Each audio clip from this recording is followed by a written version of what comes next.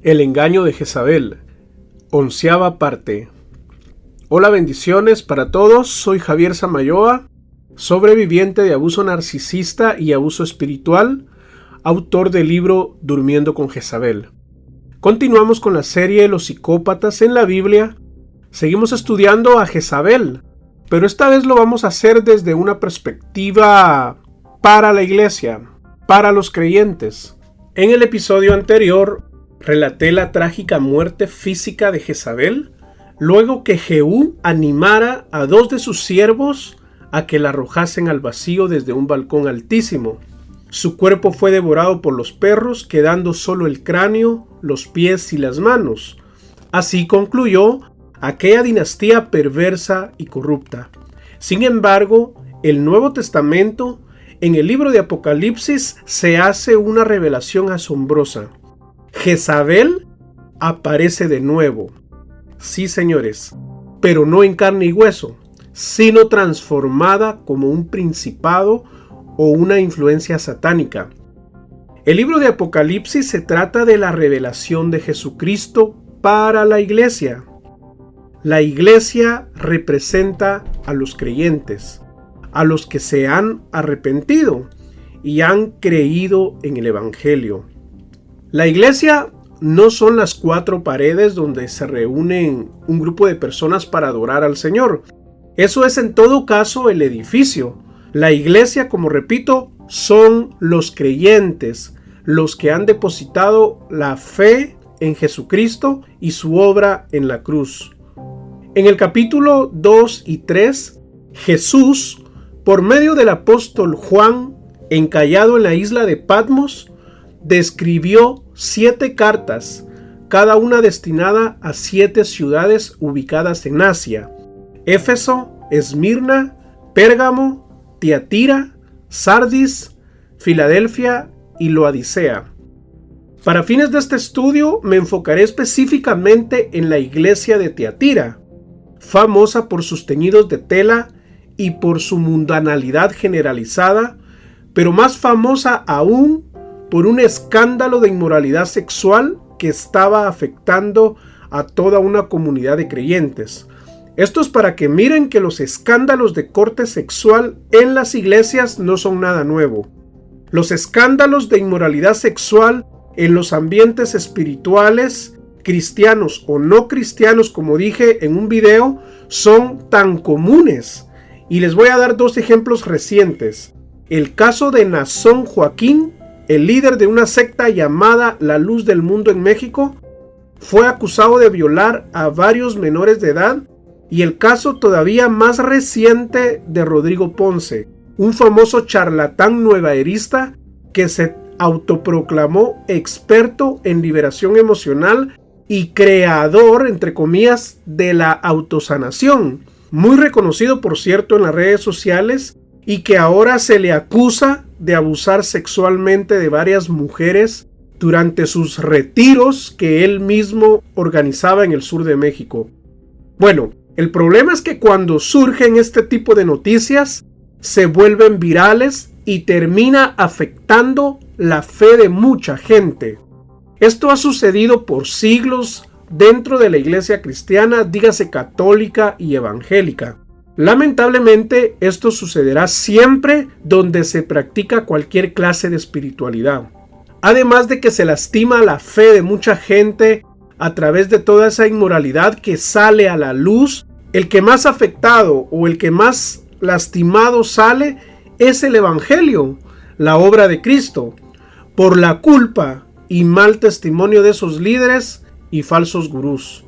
Jesús pasó todo el tiempo durante su ministerio advirtiendo sobre los falsos profetas.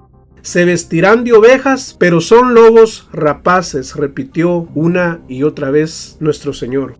Todos esos fariseos, falsos maestros, estafadores, vividores que se infiltran en la iglesia son narcisistas, psicópatas, sociópatas, y esto lo digo en serio. Y lo digo para que los ministros y cristianos en general tomen nota. No todo lo que brilla es oro, y dentro de la iglesia muchos ingenuamente se dejan llevar ya sea porque ese líder habla bonito, irradia carisma, inteligencia, etc. Y creen que por el hecho de que habla de Dios, de Jesús, esa persona es incapaz de cometer errores. En realidad, muchas veces detrás de esa máscara se esconde un abusador sexual, un terrorista emocional, que usa el disfraz de cristiano para sacar algún provecho o algún beneficio. Un cristiano de verdad, nacido de nuevo, es imposible que opere en ese espíritu abusivo y explotador. Ahora, el hecho de que también en esos ambientes espirituales y en la iglesia exista este tipo de gente no significa que esa sea la generalidad. Por supuesto que hay buenos cristianos, hay buenos ministros y hay gente, por supuesto, que está dedicada completamente a la obra por amor a las almas. Poco a poco Dios me ha ido confirmando que este es el ministerio que Dios tenía para mí. Ahora tiene sentido todo el proceso de abuso narcisista y abuso espiritual que viví durante años. Hasta ahora voy comprendiendo que se trataba de una escuela, de una preparación, de un llamado a servir a la iglesia en este tiempo, de animar, advertir y enseñar a otros que han atravesado o están atravesando situaciones parecidas a las que yo viví. Todo esto yo lo hago con pasión, sin recibir nada a cambio. Lo hago por convicción, por amor y agradecimiento a Cristo que me salvó y que me liberó de esa mala y traumática experiencia que viví. Y esto lo digo con toda certeza, porque miren ustedes qué curioso es. Yo todavía estoy asombrado. Luego que el Espíritu Santo me reveló que mi lucha con la psicópata narcisista no era carnal sino espiritual, Dios me ha dado la sabiduría y el discernimiento para entender que el hecho de que el nombre de Jezabel aparezca en el libro de Apocalipsis en el capítulo 2 es la confirmación de que esta influencia demoníaca sería desatada para el fin de los tiempos. Algunos han de creer que yo me volví loco, que me obsesioné con este tema de Jezabel. Sin embargo, no solo yo, sino alrededor del mundo varias personas confirman y dan testimonio de que todos, si no en la mayoría de psicópatas, narcisistas, sociópatas, están influenciados por el espíritu de Jezabel. Esta es una realidad. La psicología y la psiquiatría no van a aceptar esto, porque las cosas espirituales solo pueden ser discernidas con el espíritu.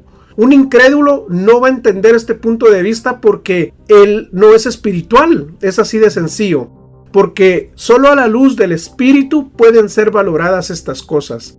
En 1 Corintios 2:15 dice, el hombre animal, es decir, el hombre natural, el hombre que no tiene el espíritu de Dios, no percibe las cosas que son del espíritu de Dios, porque le son locura, no las puede entender, dice. Incluso es probable que mucha gente que me escucha y que me lee, que se dice cristiana, no va a comprender lo que yo afirmo y trato de comprobar. Mi intención acá no es convencer a nadie. El único que convence es el Espíritu Santo, el que revela y el que abre el entendimiento. Después de 4 años, el tema del abuso narcisista, ahora yo lo veo como un regalo. Fue una bendición haber sido descartado por esa mujer narcisista. Ahora soy libre, ya no estoy bajo ese yugo de maldad. Vivo feliz, tengo una vida próspera y plena. Ahora me dedico a acompañar a hombres y mujeres en su proceso de recuperación y eso me da mucha satisfacción. Mi vida cambió radicalmente. Dios me bendice día con día y yo me volví protagonista de mi propia historia. Y ahora me rodeo con mucha gente importante alrededor del mundo que le da sentido a mi vida, que me anima y que me exhorta a seguir adelante. Todo esto que estoy viviendo para mí es un milagro, y lo digo honestamente. Volviendo al tema, no tengo ninguna duda que la palabra de Jesucristo a la iglesia de Teatira en el libro de Apocalipsis se trata de un mensaje profético para este tiempo y de esperanza, particularmente para todos los que hemos sufrido o están sufriendo en este momento el abuso narcisista, ya sea emocional, verbal, físico y espiritual. Y es que es tan curioso que hace 3 años apenas se hablaba muy poco en internet de este tema. Ahora son cantidades de comunidades virtuales donde mucha gente desesperada busca ayuda para tratar de salir del vínculo traumático.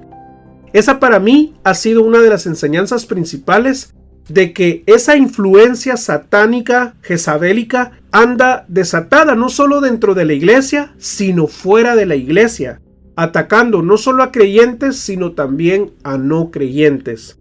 Yo creo que Dios ha estado permitiendo todo esto con el fin de que todos le conozcan y procedan al arrepentimiento. Lo voy a repetir, yo creo que Dios ha estado permitiendo esto con el fin de que todos le conozcan y procedan al arrepentimiento. Yo personalmente creo en el rapto y creo que estamos en los últimos días para que ese evento ocurra. Cristo viene por su iglesia y pronto aparecerá en la escena mundial el anticristo, y todos los eventos catastróficos y de juicio que se relatan en el libro de Apocalipsis a partir del capítulo 6 ocurrirán y deberán cumplirse aquí en la tierra para los que no se arrepintieron, para los que no creyeron. Esta carta de amonestación de Jesucristo a la iglesia de Tiatira se enfoca específicamente en un asunto de inmoralidad sexual. Como repito, esto no es nada nuevo, muy a menudo ocurre, y cuando ocurre es muy probable que ahí estuvo operando el espíritu de Jezabel. Y esto porque recuerden que la inmoralidad está muy ligada a Jezabel. El nombre de Jezabel en sí significa prostituta, hechicera, asesina, traicionera. Ahora van comprendiendo por qué mi libro lo titulé Durmiendo con Jezabel. Fíjense que en 1 Corintios 5:2 se registra también un caso de inmoralidad sexual. Resulta que ahí uno de los congregantes tenía abiertamente relaciones sexuales con la mujer de su padre. El apóstol Pablo, que había fundado esa iglesia, en ese momento tuvo que amonestar fuertemente a los líderes por tolerar ese desorden.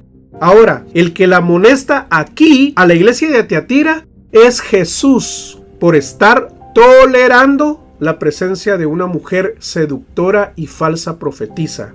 Jesús la llama Jezabel. Interesante, ¿verdad? Porque él sabía que no se trataba de una simple mujer, sino se trataba de una potestad demoníaca, un principado satánico que estaba llevando a sus siervos a la fornicación sexual y a la fornicación espiritual, es decir, a la adoración de dioses falsos. Ok, vamos ahora a escudriñar versículo por versículo. Dice el versículo 18, escribe el ángel de la iglesia en Tiatira. Así dice el Hijo de Dios. Ahí se confirma que es Jesús el que se está dirigiendo a los creyentes y se presenta a sí mismo como el que habla. Cuando dice, cuyos ojos son como llama de fuego, eso quiere decir que Jesús se está acá identificando con un distintivo, como dando a entender que todo pasa sobre sus ojos, es decir, que Él todo lo ve, todo, absolutamente todo.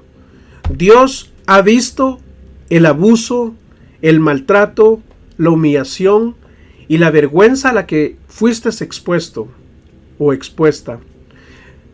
Proverbios 15:3 dice, los ojos de Jehová están en todo lugar, mirando a los malos y a los buenos. Esta es una revelación impresionante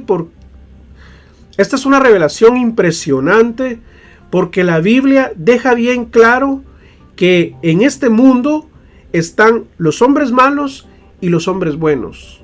Hay muchos versículos que hacen esa diferencia entre buenos y malos. De hecho, Jesús en la parábola del trigo y la cizaña justamente enseñó que en este mundo íbamos a estar todos revueltos, trigo bueno y trigo malo. Versículo 19 dice, versículo 19, yo conozco tus obras, tu amor y tu fe, tu servicio y tu paciencia. También sé que tus últimas obras son mejores que las primeras. ¿De qué nos está hablando acá? el Espíritu Santo? Nos está hablando de que esta se trataba de una iglesia empática. Tenía amor, tenía fe, servicio, paciencia. Ahora, apliquemos estas virtudes a la relación con el psicópata o con la psicópata. Definitivamente lo que más nos sobró a nosotros, estoy seguro, fue amor.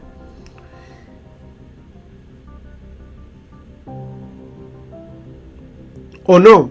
O díganme si no. Porque nosotros sí amamos de verdad. En cambio, ellos no saben amar. Su mismo trastorno se los impide. Son lisiados emocionales. Amar al prójimo es una incapacidad de la cual son malditos. No aman ni a sus padres, ni a sus hijos, ni a nadie. Se aman solamente ellos o ellas. Pues en esto radica el trastorno de la personalidad narcisista. Nosotros, además de amar, tenemos fe, que es la otra virtud que se resalta acá.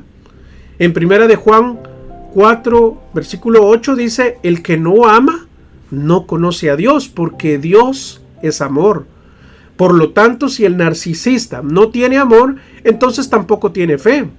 Es imposible que el narcisista y la narcisista puedan tener una relación con Dios. No puede, porque no ama, no sabe amar. Y como no ama ni ama a nadie, es imposible que se pueda conectar espiritualmente con el Señor.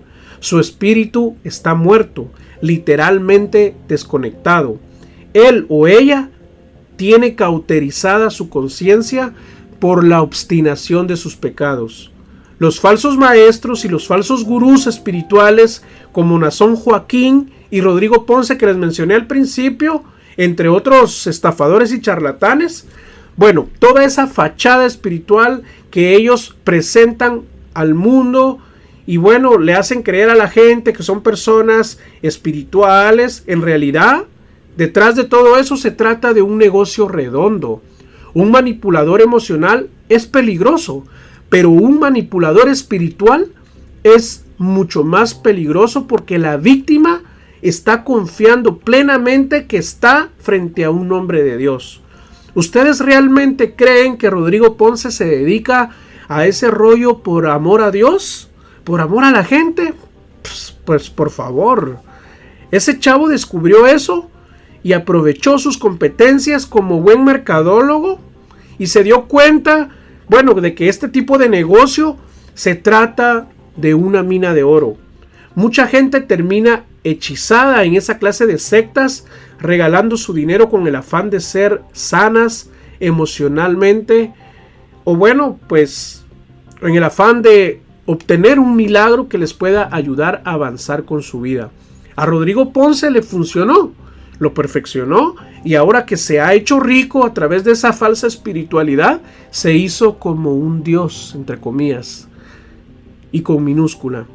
Operar bajo engaños, manipulando las emociones, aprovecharse de la vulnerabilidad de la gente, trasquilar la lana de la gente y encima de eso abusarla sexualmente, es lo más bajo y lo más ruin que un líder espiritual puede hacer con una de sus ovejas.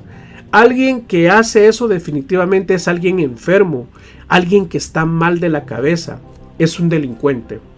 Continuemos, versículo 20, pero continuemos. Aquí hay otra idea que quiero resaltar, dice tu servicio y tu paciencia. Wow, estas son las virtudes de una persona verdaderamente empática. Resumo: amor, fe, servicio y paciencia. Si no tienes amor, entonces no tienes a Dios. Si no tienes a Dios, no tienes fe. Y si no tienes fe, no puedes servirle. Como vemos, la iglesia de Tiatira estaba produciendo un impacto positivo a nivel local, hacía buenas obras, tenía amor al prójimo, fe y paciencia. Cristo mismo resaltó esas virtudes y yo estoy casi seguro que tú también tuviste mucha paciencia con tu narcisista. Varias personas, luego de haber terminado de leer mi libro, me han hecho varios comentarios y uno de los que más resaltan es, en realidad es una pregunta: ¿cómo pudiste aguantar tanto? Pero escuchen, y esto sí que es importante, Tanto en la iglesia de Tiatira como en la iglesia de Corinto, a pesar de que había un problema de inmoralidad sexual, increíblemente ahí se movía el Espíritu Santo de Dios. A pesar que ahí se movía el espíritu de Jezabel, seduciendo a los santos, eran congregaciones que producían frutos. Por eso Jesús dijo con toda sabiduría: dejad que el trigo y la cizaña crezcan juntos. Esa se trataba de una parábola profética, de hecho para estos días finales. El contexto dice así: cuando llegue el tiempo de la cosecha es justamente este tiempo, podremos distinguir cuál es el trigo y cuál es la cizaña. En este tiempo de pandemia se ha visto quién es y quién no es un cristiano de verdad y quién es un cristiano falso. Yo estoy seguro que Dios permitió el coronavirus en el mundo para sacar a la luz a un montón de falsos ministros cristianos que en este último año hemos sido testigo como varios pastores, incluso famosos, no solo abandonaron el cristianismo, sino que fueron expuestas sus verdaderas intenciones: el dinero. Entre ellos, Guillermo Maldonado, Dante Gebel, Cash Luna. Bueno, la lista es interminable. Incluso supe de un par que terminaron suicidándose. En Guatemala hasta fue noticia que un grupo de pastores llegó al Congreso de la República a exigir que se ordenara la apertura de las iglesias. Y claro, ni modo, porque se les estaba cayendo su negocio. A muchos se les cayó de hecho y tuvieron que cerrar. Y yo creo que todo es parte de esa limpia que Dios está haciendo en el pueblo cristiano.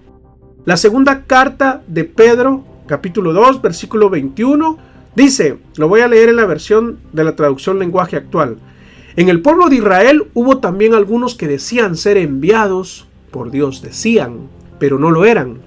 Así también entre ustedes habrá quienes se crean maestros enviados por Dios, sin serlo. Ellos les darán enseñanzas falsas y peligrosas, sin que ustedes se den cuenta. Y hasta dirán que Jesucristo no es capaz de salvar. Por eso cuando ellos menos lo esperen, serán destruidos por completo. Ahora regresemos al contexto de Apocalipsis. El hecho de que la iglesia de Tiatira daba frutos tampoco significa que era una iglesia saludable. Ojo, las señales, las maravillas y los milagros en una congregación no significa necesariamente que esa sea una iglesia sana. Las dos iglesias, tanto la de Corinto como la de Tiatira, daban frutos, hacían obras de servicio. Eran congregaciones pujantes que amaban al Señor y estaban profundamente comprometidas con la difusión del Evangelio. Sin embargo, después de alabar a esta congregación, Jesús pronunció una de las amonestaciones más fuertes que se encuentran en el Nuevo Testamento. Este es el versículo, el que hemos leído en este estudio, a más no poder. Esta amonestación de amor por parte de Jesús a la iglesia se adapta perfectamente a ti y a mí.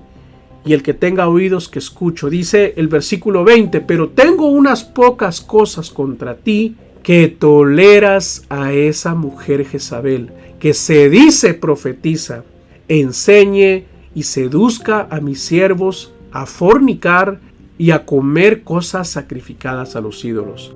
En otras palabras, Jesús amonestó a estos creyentes por ser una iglesia tolerante. Elegantemente les dijo algo así: los felicito por el trabajo evangelista que hacen, pero qué lástima que toleran a esa mujer Jezabel. Cuando yo leí esto lo interpreté algo así, como que me lo dijera a mí personalmente: Javier, eres un buen cristiano, te felicito, tienes amor, fe, paciencia, pero me decepcionaste porque toleraste a esa mujer Jezabel en tu vida. Imagina ahora que viniera Jesús en este momento y te dijera como un padre: tú eres mi hijo amado, mi hija amada, tienes amor, fe, paciencia, pero qué pena siento por ti que toleras a esa mujer Jezabel o a ese hombre Jezabel en tu vida. Yo, Javier Samayoa, te lo diría así: amigo, amiga, te aprecio mucho, eres una gran persona, pero por favor, deja de ser tolerante con ese psicópata, con esa mujer Jezabel en tu vida. La palabra clave, como pueden darse cuenta, está en el verbo tolerar. ¿Qué es tolerar? Permitir, consentir, aguantar. O sea, Jesús entre líneas está tratando de decirle a la iglesia: no toleres a Jezabel, no permitas a Jezabel. Algo así como haciéndonos un llamado a establecer contacto cero con Jezabel. De hecho, el apóstol Pablo ya nos había hecho una advertencia en 2 de Timoteo 3, del 1 al 9, y la concluyó así: a estos evita, a estos evita. Lo voy a leer completo porque es impresionantemente revelador. 2 de Timoteo 3:19 en la versión lenguaje actual. ¿Cómo será todo antes del fin del mundo? Debes saber también que en los últimos días, antes de que llegue el fin del mundo, la gente enfrentará muchas dificultades. Habrá gente egoísta, interesada solamente en ganar más y más dinero. También habrá gente orgullosa, gente que se creerá más importante que los demás. No respetarán a Dios ni obedecerán a sus padres, sino que serán malagradecidos y ofenderán a todos. Serán crueles y violentos, no podrán dominar sus malos deseos, se llenarán de odio, dirán mentiras acerca de los demás y odiarán todo lo que es bueno. No se podrá confiar en esos orgullosos, porque actuarán sin pensar. En vez de obedecer a Dios, solo harán lo que les venga en gana. Dirán que aman y respetan a Dios, pero con su conducta te mostrarán lo contrario. No te hagas amigo de esa clase de gente. ¡Wow! Impresionante. Perfecto para el tiempo que estamos viviendo las palabras de nuestro Señor. Cuando aquel amigo a mí me dijo: ¿cómo aguantaste tanto?, inmediatamente algo saltó dentro de mi interior y fue como que me haya dicho: ¿cómo toleraste tanto a Jezabel? Ahora yo te pregunto esto y respóndete tú a conciencia. ¿Eres responsable o no de tolerar al narcisista en tu vida? Personalmente yo sí reconozco que toleré a Jezabel en mi vida. Yo no voy a negar lo innegable. Yo lo quise, yo también lo permití. Yo consentí el pecado y me hice de la vista gorda. Yo le abrí las puertas de mi corazón y las puertas de mi casa a Jezabel. Y esto no me da vergüenza. Al contrario, todo esto es mi fortaleza, porque cuando yo reconocí esto, comencé a salir del abismo. Instantáneamente pasé de víctima a sobreviviente. Porque si fuese víctima, anduviera todavía lamentándome y lloriqueando, quejándome. Y bueno, quizás a estas alturas ya me hubiera amargado la vida. Yo te invito a que reconozcas tu cuota de responsabilidad y comiences a experimentar la paz de Dios que sobrepasa todo entendimiento. Ahora, por lógica, este pasaje no se está refiriendo a Jezabel de carne y hueso del Antiguo Testamento, porque, como repito, ella ya había muerto cientos de años atrás. Imposible que fuera la misma. Cuando Jesús llamó a esa mujer X con el nombre de Jezabel, nos indica que la estaba comparando con la esposa de Acab, porque tenía las mismas características: seductora, manipuladora, controladora. Recordemos que Jezabel fue una mujer fenicia, entregada en cuerpo y alma a dioses falsos, ligada profundamente a la brujería y al culto sexual. Era una psicópata narcisista en todo su esplendor. Castró en todo el sentido de la palabra a su marido, el rey Acab. En un arranque de ira, arrogancia, orgullo y prepotencia, ordenó asesinar sin piedad casi todos los profetas del Dios santo, único y verdadero. Asesinó también a Nabot, un hombre inocente. Asimismo, pasó años difamando a Dios y persiguiendo por años al profeta Elías en su afán de quererlo matar. En pocas palabras, como ya lo hemos visto en toda esta serie, Jezabel fue una sierva fiel de Satanás. Y ahora ese espíritu estaba sobre esa mujer, enseñando y seduciendo a los siervos del Señor en la iglesia de Tiatira. Espero que me esté dando a entender. En palabras sencillas, Jesús le pasó el escáner divino a esa mujer y con toda razón reprendió a la iglesia, a los líderes, porque estaban tolerando, permitiendo, consintiendo la inmoralidad y la idolatría. Si esto pasa en la iglesia cristiana, imagínense, cosas peores suceden en otros ambientes espirituales. La nueva era y las religiones orientales están diseñadas a la medida de la gente que ama el pecado. Ni modo, la gente se siente atraída porque sus líderes espirituales, cuando están ahí dizque predicando, dicen malas palabras y promueven abiertamente el sexo ilícito. ¿Se han dado cuenta? Toda esa falsa espiritualidad está infestada en las redes sociales y cada día aparecen más y más gurús espirituales y más chamanes, y así cada día están cautivando a mucha gente, inclusive a cristianos. Los he visto que han caído en esa trampa, en el libertinaje sexual, en el ocultismo, en la magia, en la brujería, en la adivinación, etc. Todo esto, señoras y señores, es satánico, entiéndanlo por favor. Huyan de esos lugares, arrepiéntanse y crean en el evangelio. Hay perdón en la sangre de Jesús. Otro detalle que no quiero dejar pasar en este versículo es que cuando dice esa mujer Jezabel, no se está refiriendo a una mujer en sí. Jesús aquí está identificando el espíritu diabólico que influía a esa mujer. En otras palabras, Jesús le llamó así para enseñarnos que ese espíritu influye tanto en hombres como en mujeres. Por eso yo siempre hablo de ese hombre Jezabel o esa mujer Jezabel. Yo personalmente creo que este espíritu influye más en las mujeres. Además, esa mujer que se decía profetiza, o sea, no era verdadera porque se decía, era una falsa maestra, una gurú de aquel tiempo que también engañaba a las personas con su falsa espiritualidad y falsos milagros de sanidad. ¿Para qué? Para sacarle el dinero a la gente. O díganme si no. Y encima enseñaba, fíjense, y seducía. Yo me pregunto, ¿qué enseñaba esa falsa profetisa? ¿A abrir los chakras? ¿Por qué seducía si se supone que era una líder espiritual?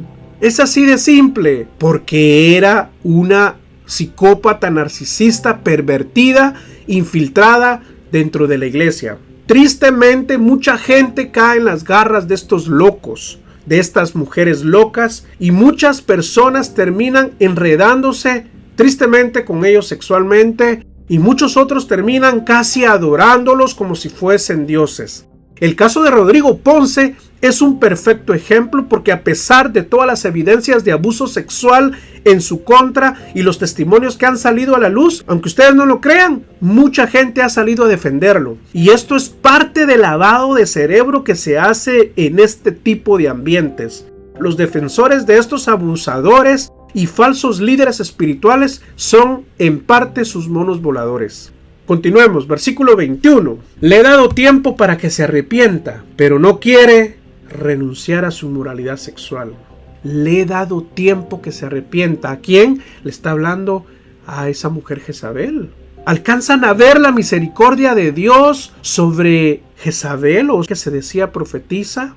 ¿Alcanzan a ver la misericordia sobre los psicópatas y sobre los narcisistas? Miren, tal vez no muchos van a estar de acuerdo conmigo, pero Dios ama a todos, a toda la creación, incluso a los psicópatas y a los narcisistas, porque todos somos pecadores. En mi libro Durmiendo con Jezabel yo también reconozco mi pecado, me muestro como humano, como pecador, como un hombre que también falla y sigue fallando. Desde mi opinión personal, de acuerdo a este texto, yo sí creo que muchos psicópatas y narcisistas pueden cambiar. El problema es que no quieren. Dios les está dando tiempo para que se arrepientan, pero se resisten. Aman tanto su pecado y ellos se aman tanto que no quieren.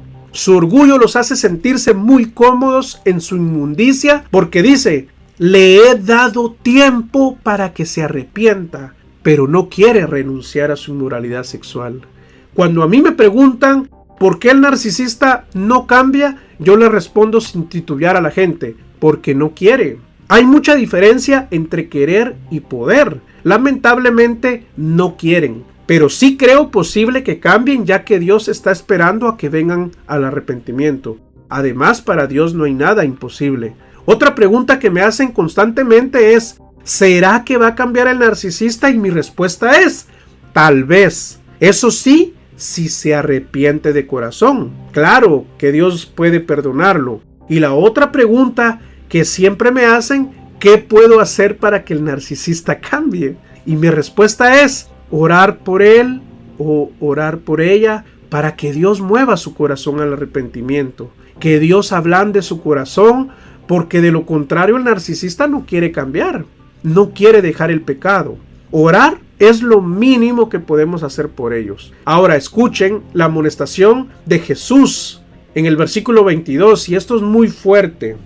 Por tanto, a ella y a los que con ella adulteran, los haré sufrir en gran manera. Voy a leer este mismo versículo, pero en la versión del lenguaje actual. Incluso voy a alargarme al versículo 23. Dice: yo voy a hacer que esa mujer se enferme gravemente. ¿Quién? Jezabel, o sea, el narcisista. Y que se mueran los que obedecen sus enseñanzas y siguen creyendo en dioses falsos. Pero si ellos se arrepienten y vuelven a obedecerme, no les haré ningún daño. Como vemos, a esta Jezabel de la iglesia de Tiatira, Jesús le estaba dando el chance de arrepentirse, pero se rehusó. La cama de Jezabel, o es decir, la cama del narcisista o de la narcisista, que ahora representa un lugar de placer, llegará a ser un lugar de sufrimiento cuando tanto ella como sus compañeros sean doblegados con adversidades. Date cuenta que la represión no solo va dirigida a Jezabel, sino va dirigida también a los que siguen tolerándola en su vida. Así que contacto cero para los psicópatas y narcisistas, porque de acuerdo a este texto, continuar con ellos conlleva consecuencias espirituales y físicas. ¿Qué es lo único que está demandando el Señor de nosotros? Arrepentimiento. Si no se arrepienten y vuelven a obedecerme, no les haré ningún daño. No se confundan, por favor. Nuestro Dios es amor, pero también es fuego consumidor. Si eres hijo o eres hija, Dios te va a disciplinar y te va a azotar, dice Hebreos 12:6. Incluso puede ser con la muerte, porque tú no le obedeces. Voy a leer Hebreos 12 del 7 al 8 en la versión del lenguaje actual. Si ahora ustedes están sufriendo, es porque Dios los ama y los corrige, como si fueran sus hijos, porque no hay un padre que no corrija a su hijo. Si Dios no los corrige como lo hace con todos sus hijos, entonces ustedes no son en verdad sus hijos. Versículo 23. Continuemos. Y heriré de muerte a sus hijos, dice. Ahora van entendiendo la importancia del por qué no debemos tolerar a Jezabel en nuestra vida. Si bien el mensaje va dirigido a la iglesia a no tolerar a los falsos maestros, se dan cuenta que el mensaje aplica también a nosotros como una exhortación al hecho de que si tú no pones límites, si tú persistes quedarte con el psicópata narcisista o con esa mujer trastornada, si tú no estableces contacto cero, Dios podría herir de muerte incluso a tus hijos. Acab y todos sus hijos murieron con la espada de Dios. Acab se arrepintió, pero igual murió de una forma trágica, porque de todos modos al final siguió tolerando a Jezabel. Disculpen, pero así es. No puedo predicar lo contrario. Esto es lo que dice la Biblia. Yo sé que es muy fuerte, pero creo que esto debería de motivarnos a renunciar a esa vida de pecado, a abandonar a esa persona que solo nos sirve de piedra de tropiezo en nuestra vida espiritual. Versículo 24. Pero ustedes y los demás que están en Tiatira, que no siguen esa doctrina, ni han conocido a todos los que llaman las profundidades de Satanás, yo les digo que no les impondré ninguna carga más. Aquí me llama la atención las profundidades de Satanás. Cuidado con los falsos maestros, principalmente con los que parecen muy espirituales. No se confíen, porque pueden llevarlos a conocer las profundidades de Satanás. la inmoralidad sexual y la adoración de dioses falsos son las profundidades de Satanás. Cristo es el camino, la verdad y la vida. No miren al hombre, miren a Cristo. No busquen al hombre, busquen a Cristo. ¿Quieres sanar emocional y psicológicamente? No busques al hombre, mira a Cristo. ¿Quieres ser un mejor esposo? Ve a Cristo. Una mejor esposa, ve a Cristo. Versículo 25, y lo voy a leer hasta el 29. Pero deben conservar lo que tienen hasta que yo venga. En otra versión dice, sigan confiando en mí hasta que yo vuelva. Sigan confiando en mí hasta que yo vuelva, dice el Señor. A los que triunfen sobre las dificultades y no dejen de confiar en mí, les daré como señal de victoria la estrella de la mañana. Y si me obedecen siempre, les daré poder sobre las naciones del mundo, así como mi Padre me dio ese poder a mí. Gobernarán esos países y los tratarán con dureza. Los harán pedazos como si fueran ollas de barro. Si alguien tiene oídos, que ponga atención a lo que el Espíritu de Dios le dice a las iglesias. En otras palabras, solamente aquellos que permanezcan fieles hasta el fin verán la gloria eterna. Bueno, vamos a dejar el mensaje acá. Si este mensaje fue de ayuda, fue de bendición para tu vida, te invito a que me regales un like. Y si no te has suscrito a este canal, te invito a que lo hagas en este momento y que actives la campanita de notificaciones para que cada vez que yo suba un video, pues sea la primera notificación que veas y no te pierdas ninguno de estos contenidos que estoy subiendo eventualmente. Estoy en todas las redes sociales como Javier Samayoa 79. Acá dejo también el link por si quieres adquirir mi libro Durmiendo con Jezabel. Está disponible en la plataforma de Amazon. Un abrazo para todos, bendiciones y será hasta la próxima.